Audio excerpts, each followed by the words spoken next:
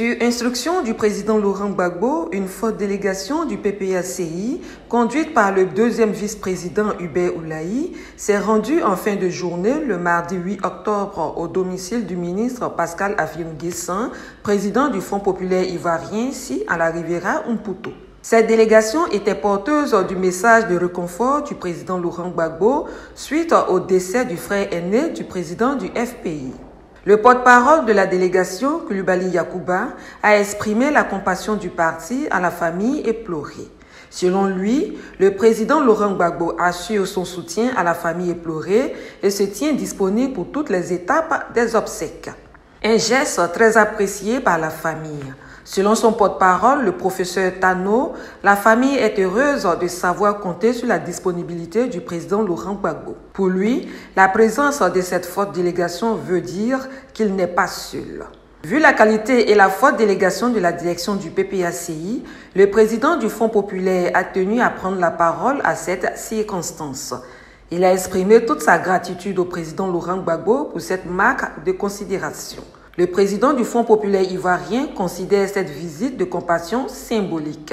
Il a infiniment remercié le président Laurent Gbagbo pour son geste combien de fois réconfortant. Je prends largement à mon compte tout ce que le professeur Tano a dit pour marquer, je dirais, toute la reconnaissance du parti et des membres de ma famille par rapport à cette délégation que le président Laurent Gbagbo a bien voulu nous envoyer à l'occasion de cette triste situation. Et je voudrais donc encore une fois dire infiniment merci au président Laurent Gbagbo pour ce geste combien symbolique et réconfortant à plusieurs titres. Réconfortant parce que, comme le professeur l'a dit, en pareille circonstance, ce sont ces gestes qui soulagent, ce sont ces gestes qui permettent de ne pas se sentir seul, de savoir aussi qu'on compte dans la société. La mort en général est un moment d'évaluation de la vie de chacun d'entre nous. Si vous avez mené une vie qui vous aurait permis de nouer des relations, d'être utile à la société, à la communauté, c'est ce moment-là que tous ceux qui se sont sentis touchés par des gestes d'amitié, de fraternité, de solidarité se manifestent. Et je crois que la présence de toutes ces personnalités avec lesquelles nous avons, je dirais, passé la plus grande partie de notre combat politique montre bien, au-delà de la politique, nous avons noué des relations qui nous amènent à nous rappeler ce devoir de solidarité les uns envers les autres. Donc je voudrais vraiment vous dire merci. D'abord à vous qui avez accepté d'être membre de cette délégation pour ce geste de fraternité.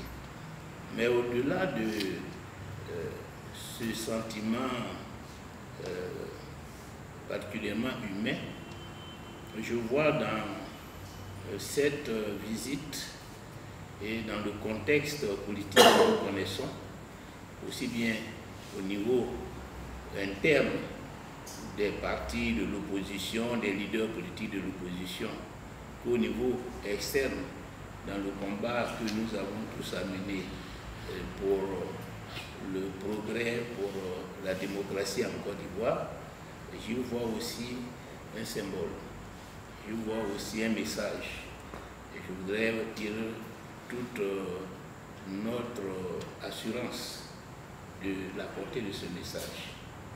Parce que il est tout à fait évident que nous nous retrouvons dans un moment de tristesse, mais aussi nous nous retrouvons dans un contexte que je peux considérer comme symbolique et historique. L'histoire, nous l'écrivons à travers les gestes de chaque jour. L'histoire, nous l'écrivons à travers les actes que nous posons à des moments particuliers de notre vie et de notre lutte. Et je crois que ce que nous avons à entreprendre en Côte d'Ivoire est tel que cette visite ne me paraît pas anodine, ne me paraît pas insignifiante. Je la considère comme une visite historique. Et je voudrais vraiment que vous traduisiez au président Laurent Gbagbo toute notre reconnaissance pour ce geste symbolique, historique, fraternel qu'il pose à travers cette délégation qu'il a bien voulu nous envoyer. Traduisez-lui toute notre disponibilité, comme vous l'avez si bien dit, et que nous ferons en sorte qu'il soit tenu informé de toute l'évolution de ces situations et que nous lui disons infiniment merci de sa présence, de son soutien, de sa solidarité. Nous sommes actuellement dans les préparatifs. Comme il était au village et qu'il a pris la retraite il y a très longtemps, il n'y a pas véritablement de grandes manifestations ici. Seulement avec les autres membres de la famille, nous avons programmé 2 jours pour permettre à des amis, des parents et connaissances de venir présenter les condoléances. Ce serait les 23 et 24 octobre. Mais ça ne se passera pas ici, puisque après lui, il y a celui que certainement vous connaissez, comme Bernard, le sénateur, et comme il réside au plateau de Cuy, c'est donc au plateau de Cuy que les cérémonies de présentation des condoléances vont se passer. Et puis, le reste des cérémonies ne se passera au village. La levée de corps, ce sera le 1er novembre, dans l'après-midi, comme c'est un jour assez spécial pour les catholiques. Donc c'est pratiquement dans la soirée, autour de 16h, 17h, on va faire la levée du corps à l'hôpital de Longano. Et puis une veillée à Bois-Dico, suivie d'une veillée traditionnelle dans la même soirée du vendredi 1er et le samedi 2, conformément un peu à la tradition en pareille circonstance. On va mener les cérémonies traditionnelles, la messe de requiem et l'enterrement. Donc voilà le programme qui a été concocté. Depuis le retour du président Laurent Gbagbo en Côte d'Ivoire, c'est la toute première occasion de retrouvailles entre anciens camarades de lui. Un message que le chef de la délégation a reçu avec beaucoup d'attention, qui a promis le rendre fidèlement au président Laurent Gbagbo. Une famille est toujours, j'allais dire, à la fois restreinte et large. La famille large, c'est la famille politique que nous constituons. Et par les années qui nous ont rassemblés, nous sommes devenus encore plus proches, quelles que soient les circonstances, les péripéties, n'est-ce pas, de la vie.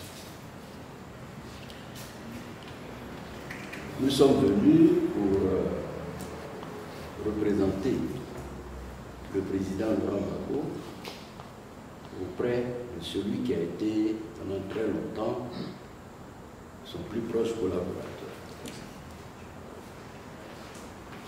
Les condoléances lui ont été exprimées. Je voudrais seulement dire à notre frère, au président Afi, que tous ceux qui sont là sont venus pour lui apporter leur compassion, mais pour dire que les liens qui ont été noués dans le passé sont toujours forts. Il a dit tout à l'heure lui-même, le contexte présent dans notre pays peut faire penser à beaucoup de choses. Dans mieux. Tant mieux. Nous savons que notre lutte a été toujours motivée par l'intérêt national.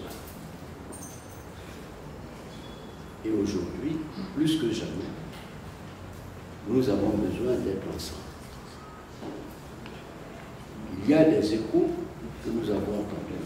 Ce n'est pas le moment de les évoquer, mais nous souhaitons que rapidement, après les pleurs, après tout ce qui sera fait, nous puissions nous asseoir pour échanger sur ce qui nous a toujours rassemblés. Encore une fois, je voudrais, au nom du président, au nom de la délégation que j'ai conduite, dire Yako à toute la famille, de dire que nous sommes à leur. Le programme des obsèques a été communiqué à la délégation.